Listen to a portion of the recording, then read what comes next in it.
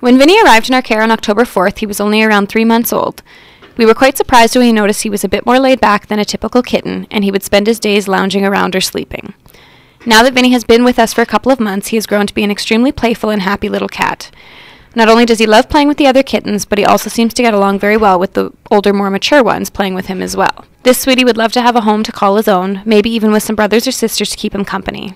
Vinny has been neutered, microchipped, vaccinated, and is litter trained. Jenna arrived in our care with her brother Jenko on December 29th. Their owners asked the neighbor to watch the dogs for a few days while they moved their belongings and never returned for them. Jenna was absolutely terrified upon her arrival and would pee as soon as you approached her. She is beginning to gain more confidence and is quite a spunky little girl. When she gets really excited, she will bounce around and looks like a little antelope.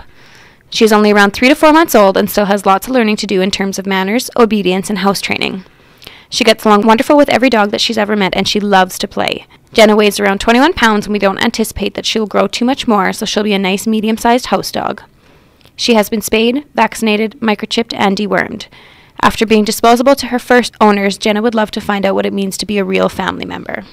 During these cold winter months, it is important to remember that dogs feel the cold just as much as we do, and as such need an appropriate setup to keep them warm if they are to spend any time outdoors. An insulated doghouse and access to water at all times are a must to ensure your furry friends are comfortable and happy outside. If you find it necessary to keep your dog tied up or tethered, you must ensure that he or she has a minimum of 12 feet and access to the doghouse and water.